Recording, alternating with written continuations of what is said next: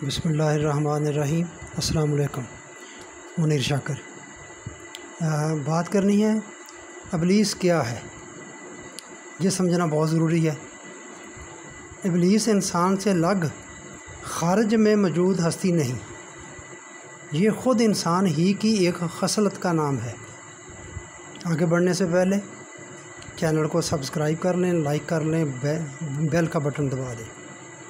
इंसान में 3 अनासर बुनियादी हैं: जज्बात, अक्ल और इंसानी ज़ात या खुदी, ईगो, मैं जिसे कहते हैं। अक्ल इस क़ुव्वत का नाम है जो इंसान की हर ख्वाहिश, हर इरादे और हर फ़ैसले को बुरे कार लाने के लिए असबाब व ज़राए बहम पहुँचाती है और इन फ़ैसलों को हक़ बजानब करार देने के लिए दलाइल तराशती है। लिहाजा अक्ल फ़ी ज़ात ही ना खैर होती है ना शर। इंसानी जज्बात ये खाना खाने का जज्बा, ये जिनसी जज्बा, ये हुब्बुल वतनी का जज्बा, जितने भी जज्बात हैं वो क़ुव्वत महरका है। इंसानी जज्बात वो क़ुव्वत महरका है जिनसे इंसानी ख्वाहिशात पैदा भी होती हैं और इसके अंदर इस क़ुव्वत को भी बुरे उभारती हैं, जिससे इसके फ़ैसले बुरे कार आते हैं।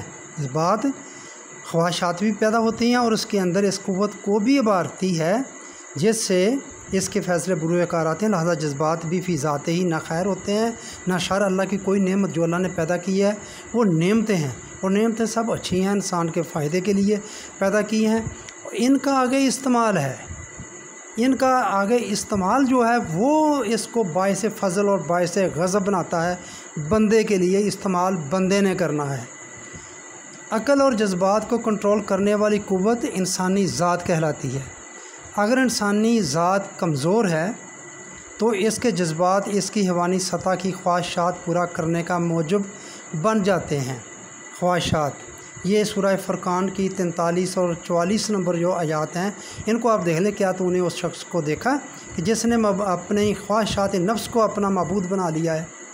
ये वो ख्वाहिशात हैं, जब ये हावी हो जाएं, इनको बंदा माबूद बना ले तो ये हवानी सतह पर बंदा गिर जाता है। इसी 44 नंबर के आखिर में यही कहा गया है कि वो तो जानवर हैं, बल्कि जानवरों से भी गए गुज़रे। और इसकी जब ये हालत हो जाए, हवानी सतह की ख्वाहिशात पूरा करने का मूजब बन जाती हैं, ये जज्बात गालिब आ जाएँ तो उसकी अक्ल इन जज्बात की लौंडी बन जाती है। लेकिन अगर इंसानी ज़ात मुस्तहकम हो तो फिर जज्बात और अक्ल दोनों इसके ताबे रहते हैं और इंसानी ज़ात वही की रूह से अता करदा मुस्तकिल अक़दार के एतबार से मुस्तहकम होती है। ये मुस्तहकम होगी तो ये जज्बात को काबू करेगी, काबू रखेगी। लिहाजा बात यूँ हुई कि जब इंसानी जज्बात अक्ल के ताबे रहें और अक्ल वही के अहकाम की अताअत करे तो जज्बात और अक्ल दोनों का नतीजा खैर होता है। लेकिन जब ये वही की तालीम से सरकशी इख्तियार कर लें या अक्ल और जज्बात, तो इसका नतीजा शर होता है। इसके सरकश जज्बात और अक्ल बेबाक को शैतान या इब्लीस की इस्तिलाह से ताबीर किया जाता है। इब्लीस ख़ुद इंसान के अंदर होता है, बाहर कहीं नहीं होता है। जब अक्ल इंसानी जज्बात के ताबे चलती है तो इसे अक्ल सरकश या जब अक्ल जज्बात के ताबे चलती है तो इसे अक्ल सरकश या इल्म बेबाक कहा जाता है। इसका नाम इब्लीस है। जब यही अक्ल वही के ताबे चलती है तो ऐन इंसानियत बन जाती है। अक्ल बेबाक और इंसानियत के तकाज़ों में जो कशमकश होती है, इसे इब्लीसी कशमकश कहा जाता है। यही खैर और शर की कशमकश है। हक़ व बातिल की जो जंग है वो यही बात है।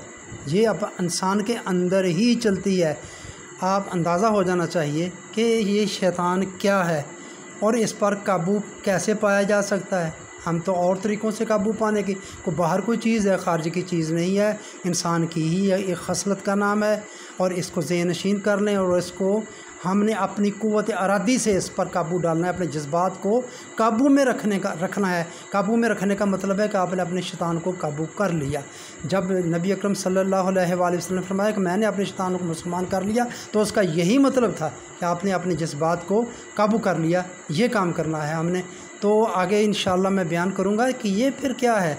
اللہ اور شیطان کا مکالمہ آپس میں، اور قصہ آدم ہے اور آدم کی بات بھی، تو انشاءاللہ یہ آگے بیان کریں گے۔